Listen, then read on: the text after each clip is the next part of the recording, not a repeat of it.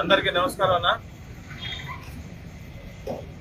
ఈరోజు ప్రస్తుతం ఉన్న పరిస్థితుల్లో గత 4.5 సంవత్సరాల్లో జగన్ రెడ్డి పాలన ఈ రాష్ట్రంలో ఎలా ఉన్నది, దాని మీద ప్రజలందరికీ కూడా చెప్పాల్సిన బాధ్యత ఒక ప్రతిపక్ష పార్టీగా తెలుగుదేశం పార్టీ తరఫున మీ ద్వారా ప్రజలందరికీ కూడా తెలియజేయాలనే ఉద్దేశంతో ఈరోజు ఈ విలేకరుల సమావేశం ఏర్పాటు చేసుకోవడం.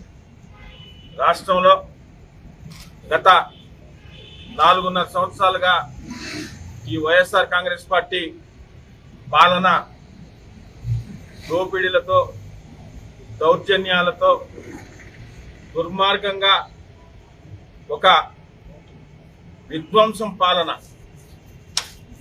ఏది మాట్లాడినా పోలీస్ కేసులు పెట్టి భయపెట్టి ప్రజలందరినీ కూడా నయవంచన చేస్తూ పరిపాలన సాగిస్తున్న విధానం మనమందరం కూడా చూస్తా ఉన్నాం. అయితే ఇటువంటి పాలనకి స్వస్తి పలకాల అని ప్రజలందరికీ కూడా తెలియజేస్తూ, ప్రజలందరికీ కూడా ఇప్పటికే తెలిసిన తెలుగుదేశం పార్టీ తరఫున కూడా తెలియజేయాల్సిన బాధ్యతగా తెలుగుదేశం పార్టీ జాతీయ అధ్యక్షులు శ్రీ నారా చంద్రబాబు నాయుడు గారు ఏదైతే కదలి రా అనే కార్యక్రమాన్ని తీసుకుని ఇప్పటికే జిల్లాల్లో పర్యటన కూడా ప్రారంభించడం జరిగింది. ఆ రోజు అన్న ఎన్టీ రామారావు గారు తెలుగుదేశం పార్టీ పెట్టినప్పుడు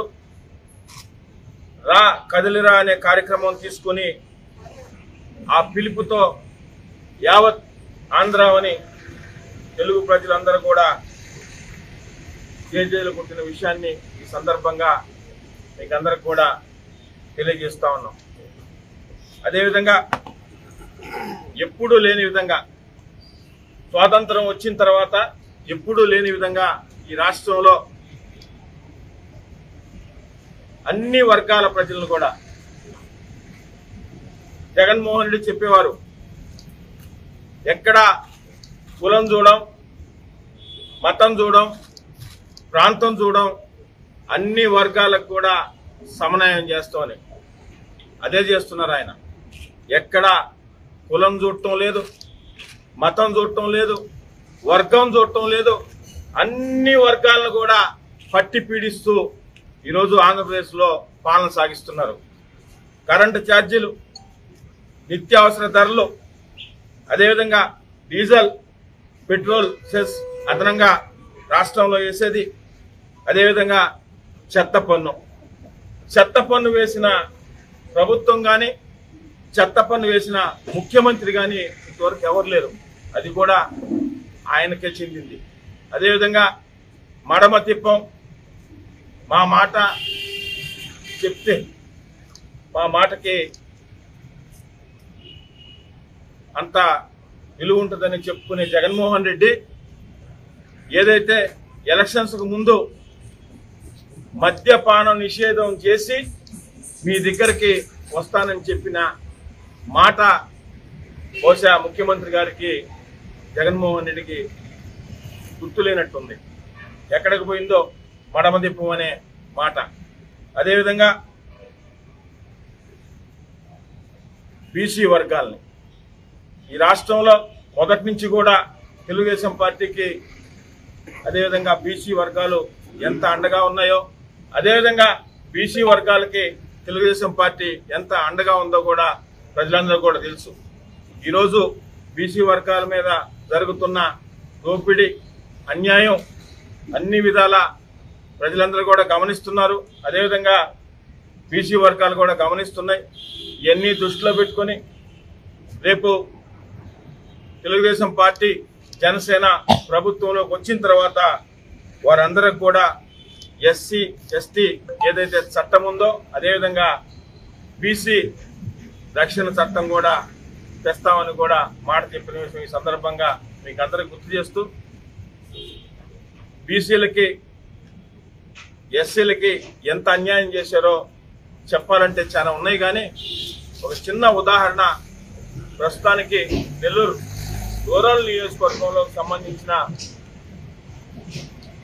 ఒక విషయాన్ని మీ ద్వారా ప్రజల దృష్టికి తెలియజేస్తున్నాం.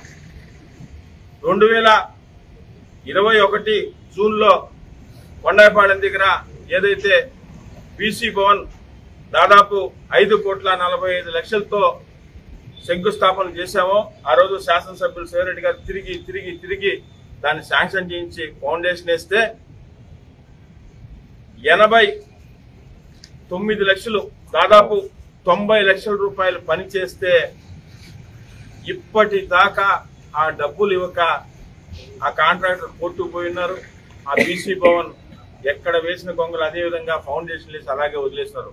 వీళ్ళకి బీసీల మీద ఎంత ప్రేమ ఉందో ఆ బీసీ భవన్ మీడియా మిత్రులు చూసినా కూడా తెలుస్తుందని మీకు తెలియజేస్తూ, అదేవిధంగా దాని పక్కనే ఉన్న అంబేద్కర్ స్టడీ సర్కిల్ కానీ ఇప్పటిదాకా అది కూడా మొదలు పెట్టారు. ఇవన్నీ కూడా చిన్న ఉదాహరణలు, ఇలా చెప్పుకుంటా పోతే చాలా ఉంటాయి.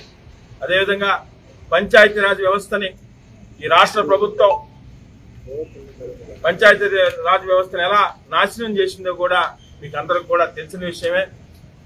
ఈరోజు గ్రామ పంచాయతీల్లో కనీసం సైడ్ కాలువలు తీసేదానికి, చెత్త తీసేదానికి కరెంటు బిల్లులు కట్టే పరిస్థితి లేక ఏదో అక్కడక్కడ 4 సిమెంట్ రోడ్లు వేస్తే ఆ సిమెంట్ రోడ్లకి వేసిన కాంట్రాక్టర్ బిల్లులు లేని పరిస్థితి.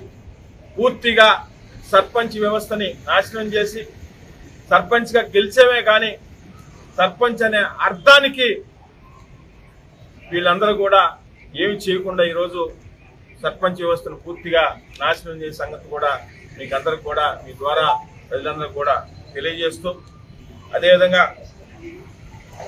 ఈరోజు రాష్ట్రంలో ఏదైతే ఈ వైఎస్ఆర్ కాంగ్రెస్ పార్టీ పాలన జరుగుతుందో దీని మీద ఇప్పటికే జాతీయ అధ్యక్షులు చంద్రబాబు నాయుడు గారు, యువనేత లోకేష్ గారు, జనసేన అధినేత పవన్ కళ్యాణ్ గారు రేపు పొద్దున ప్రభుత్వం, తెలుగుదేశం, జనసేన రేపు రాబోయే ఎలక్షన్లో ఖచ్చితంగా ప్రభుత్వం ఏర్పాటు చేస్తున్నాయి. దాదాపు 57% ఓట్లతో 160 సీట్లతో ఈ రాష్ట్రంలో తెలుగుదేశం పార్టీ, జనసేన ప్రభుత్వం ఏర్పాటు చేయబోతున్నాయి. అందుకే ఇప్పటికే మేనిఫెస్టో కూడా తెలుగుదేశం పార్టీ సూపర్ 6 పేరుతో మేనిఫెస్టోను కూడా రిలీజ్ చేయడం జరిగింది. ఈ రోజు దాకా వైఎస్ఆర్ కాంగ్రెస్ పార్టీ ఇసుక దోపిడీ, మద్యం దోపిడీ, వాడ్జీల దోపిడీలు అన్ని దోపిడీలు తప్పితే ప్రజలకు చేసింది ఏమీ లేదు. ఏదో సంక్షేమం పేరుతో 4 రూపాయలు ఇచ్చి 100 రూపాయలు వాళ్ళు తీసుకునే పరిస్థితిలో ఉన్నారు. వీటన్నింటిని దృష్టిలో పెట్టుకుని తెలుగుదేశం పార్టీ కూడా మేనిఫెస్టో ఇవ్వడం జరిగింది. మొత్తం దీపం పథకం కింద ఉచితంగా గ్యాస్ సిలిండర్లు కానీ, ఆర్టీసీ బస్సుల్లో ఉచిత ప్రయాణం కానీ, అదేవిధంగా మహాశక్తి మహిళలకు 18 ఏళ్లకు పైన మహిళలకు ఆడబిడ్డ నిధి కింద 1500 చొప్పున కానీ, అదేవిధంగా తల్లికి వందనం పేరుతో ఒక్కొక్కరికి 15,000 కానీ, యువగళంలో ఏదైతే నారా లోకేష్ గారు చెప్పారో మనకి యువతకు ఉద్యోగం వచ్చే వరకు కూడా 3,000, 20 లక్షల ఉద్యోగాలు, ఇంటింటికి కూడా తాగునీరు, ట్యాప్ కనెక్షను, ఇవన్నీ కూడా తప్పకుండా తెలుగుదేశం పార్టీ అధికారంలోకి వచ్చి ఈ ఆంధ్రప్రదేశ్ని ఒక స్వర్ణాంధ్రప్రదేశ్ చేసేదానికి తిరిగి చంద్రబాబు నాయుడు గారిని ముఖ్యమంత్రిగా చేయడం ఎంత అవసరం ఉందని కూడా మీ ద్వారా ప్రజలకు తెలియజేస్తున్నారు.